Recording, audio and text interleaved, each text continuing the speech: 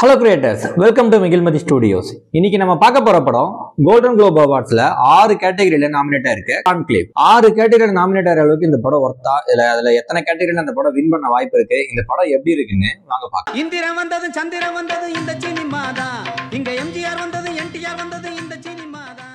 இந்த படத்தோட கதை என்ன அப்படின்னா, போப் ஆண்டவர் ஒரு டிசீஸ்டுனால இறக்குறாரு. அந்த இறந்ததுக்கு அப்புறம் அடுத்த போப் ஆண்டவரை தேர்ந்தெடுக்கிறாங்க.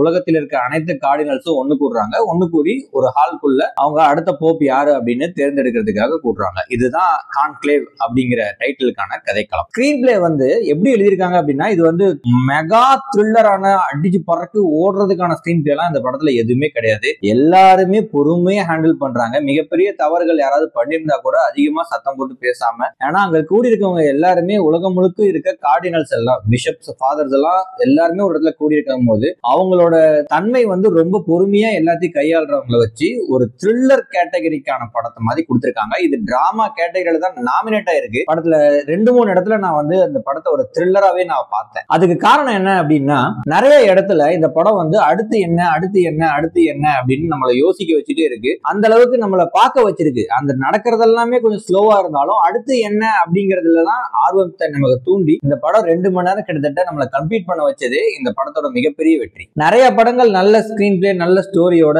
இருக்கு. அப்புறம் ஏன் இந்த படம் ஸ்பெசிபிக்கா இவ்வளவு தூரம் உலகம் முழுக்க பேசப்பட்டு இருக்கு? அது ஏன் ஒரு உலகளாவிய ஒரு பெரிய அவார்டுக்கே நாமினேட் ஆயிருக்கு? ஆஸ்கருக்கு நாமினேட் ஆக அதிக வாய்ப்புள்ள படமா ஏன் பேசப்படுது அப்படின்னா, பெரிய சோசியல் மெசேஜை பத்தி பேசியிருக்காங்க. ஏதாவது சொன்னா கண்டிப்பா ஸ்பாய்லர் ஆயிரும். அதனால என்னோட மேலோட்டமா எவ்வளவு சொல்ல முடியுமோ நான் சொல்றேன். ஜெண்டர் இன்இக்வாலிட்டியை பத்தி பேசியிருக்காங்க. கிட்டத்தட்ட இதை எப்படி சொல்லியிருக்காங்க அப்படின்னா, ஒரு போப்பாண்டவரா தேர்ந்தெடுக்கிறதுக்கான வழிமுறைகள் என்ன அப்படிங்கறத தெளிவாக சொல்லியிருக்காங்க. 108 கார்டினல்ஸ் ஒரு இடத்துல கூடுறாங்க. கூடும் போது அதுல 72 ஓட்டுக்கு மேல யார் வாங்குறாங்களோ அவங்க தான் அடுத்த போப் அப்படின்னு சிம்பிள்.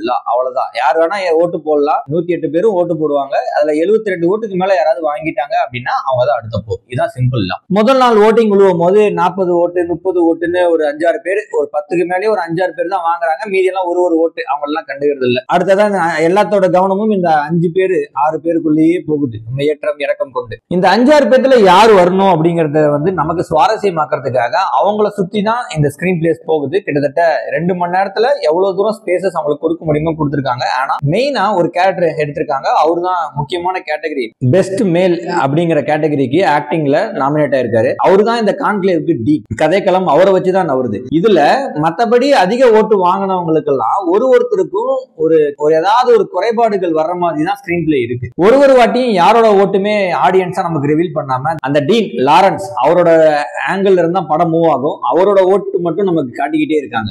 ஏன்னா அவரோட ஓட்டு மாறுது. அப்போ இந்த கதைக்களத்துல நிறைய ட்விஸ்ட் அண்ட் டர்ன்ஸ் வருது. நம்மளோட மனசும் மாறுது யார் வரணும் அப்படிங்கிறதுக்காக. ஏன்னா ஒருத்தரை பத்தின சர்ச்சையான நியூஸ் வரும்போது அந்த டீன் ஓட்ட மாத்துறாரு. அப்ப நமக்கும் இவங்க போப் ஆகிறதுக்கு தகுதி இல்ல போல அப்படின்னு நாமளும் ஓட்ட மாத்துறோம். ஆக்சுவலா நாமளும் ஒன் ஆஃப் த கார்டினல்ஸ் தான். நம்ம அதுல யாருக்கு ஓட்டு போடுவாங்கிறதையும் குறிப்பா நம்ம மனசுல யோசிக்க வச்சது தான் இந்த படத்தோட மிகப்பெரிய வெற்றி. அதுக்கப்புறம் நிறைய நிகழ்வுகள் நடக்குது. கடைசியா அவர் யாருக்கு ஓட்டு போட்டாரு அப்படிங்கறதுல தாண்டி ஒருத்தர் போப்பா செலக்ட் பண்றாங்க. அந்த போப்பா செலக்ட் பண்ணதுக்கு அப்புறம் மறுபடியும் ஒரு கதையில ஒரு ட்விஸ்ட் வச்சாங்க. அது மிகப்பெரிய ட்விஸ்ட். ஆனா இதெல்லாம் சர்ச்சைக்குரிய தவறுகள் செஞ்சவங்க எல்லாம் நிராகரிச்சுட்டு வந்தோம். இவரை எப்படி இவ்வளவு பெரிய விஷயத்த மறைச்சிருக்காரு, இவர் எப்படி போப்பானாரு அப்படின்னு போப்பா ஒரு வெற்றி பெற்றதுக்கு அப்புறம் பதவியேற்புக்கு முன்னாடி இந்த டீன் லாரன்ஸுக்கு தெரிய வருது. அவரு போய் அந்த வெற்றி பெற்றவரை பாக்குறாரு. பார்க்கும்போது அங்க அவங்களுக்கு நடக்கிற ஒரு கான்வர்சேஷன் நடக்குது. அந்த கான்வர்சேஷன் பாராட்டுக்குரியதா இருந்துச்சு. ஏன்னா ஒருத்தர் ஒரு பதவிக்கு போறதுக்கான காரணம் அவரோட திறமை, அவரோட நல் உள்ளமா தான் இருக்கணுமே தவிர